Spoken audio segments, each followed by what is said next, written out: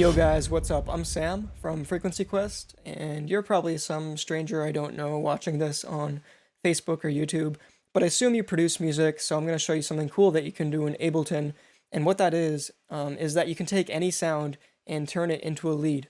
So I've gone ahead and done this and made a little example so you can hear what kind of results you can get from this.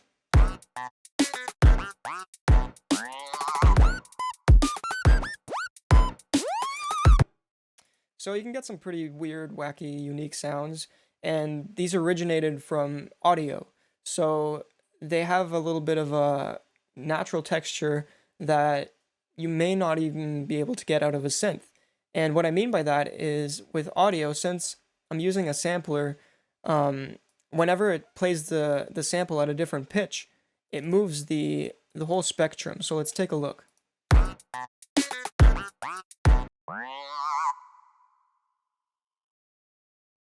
So if I play the sample at a really low note,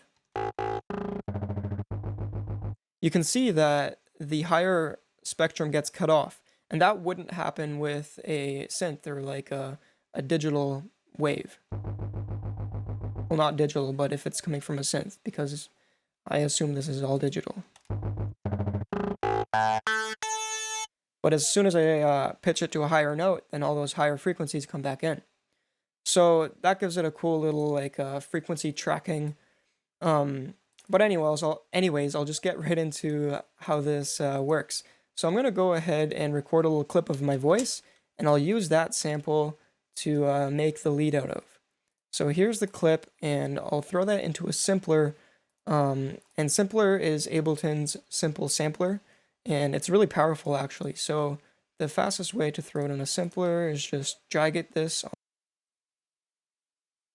that onto a MIDI track, and then it puts it into a simpler for us. So the first thing that we want to do is turn off warp and turn off snap. And since it's a lead, we only want it to be playing one voice at one time, so we want it to be monophonic and turn voices to one. So this is what we have now. That's just me talking at a really high note and record a little clip of my voice. Cool, so that doesn't quite sound like a lead yet. So let's turn loop on, and we'll make the loop length really short. So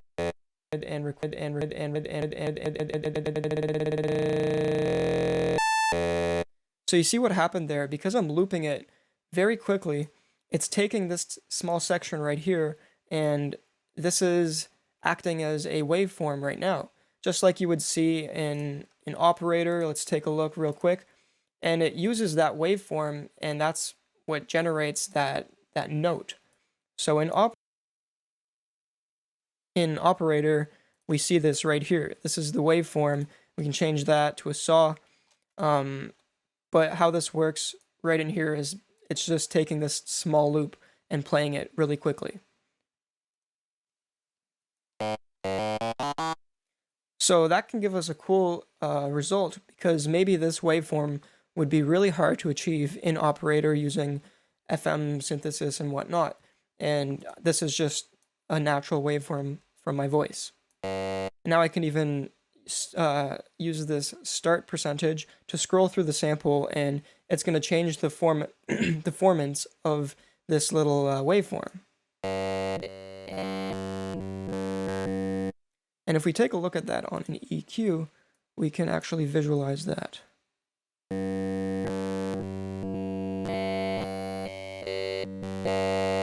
So you can see all these different harmonics coming in. So this is where we will get the original bass of the, well, not bass, but the like B-A-S-E of the lead that we're going to make. So what I'll do is throw this into a group just by hitting Control G, and then I'm gonna make a few mappings. I'm gonna map the start to macro 1, and that should be fine. And so this will let us select throughout the wavetable, which is this short sample, which kind of little waveform, or yeah, waveform that we want to use for the sound. And you can adjust this later after we've done all the processing as well. So the next thing that I'm going to do to give this a little bit more character is go under the Controls tab, and in here you can do things like add a pitch envelope to it.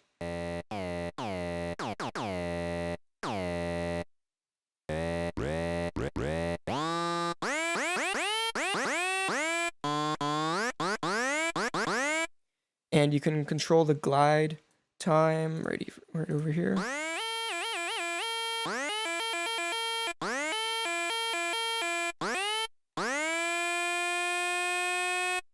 So some pretty cool stuff in there.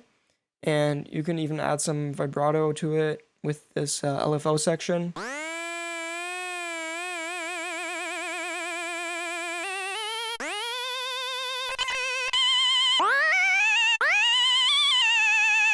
So as you can see, when I adjust this macro right here, it's changing that little waveform. And if I just flip this up right here, we can take a closer look at that.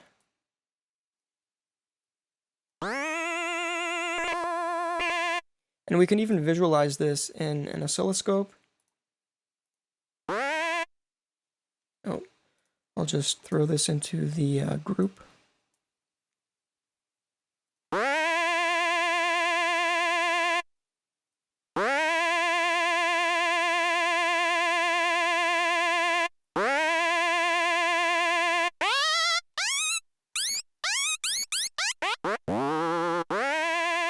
So this waveform right here is pretty much just that tiny little loop playing over and over again. And what I've done with these, I made my original sound. If I just take the effects off.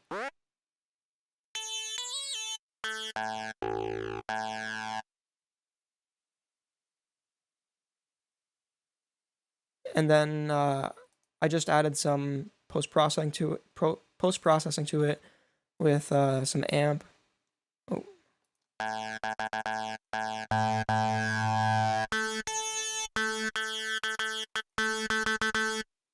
Oh, and something that's really important is to make sure that it's in tune.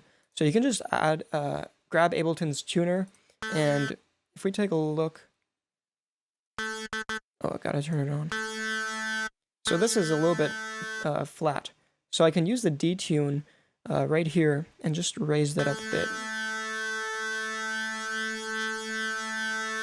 So now it will be in tune, and here I can just, oh, this is actually a cool rack that Kermode made, and it's a vowel rack. So here, check this out.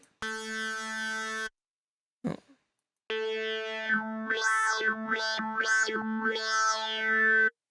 So you can grab that too and mess around with that.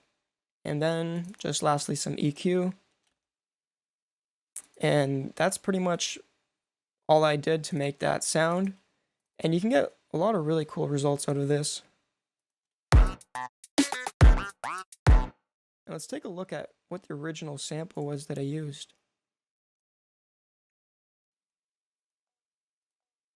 So that was the original sound that I used, and I just looped that first little kind of click right here.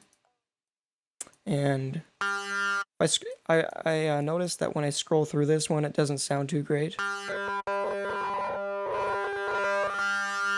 But it just depends on the original sample that you use. And then this one is, let's see what it is. I think this is a recording of my voice.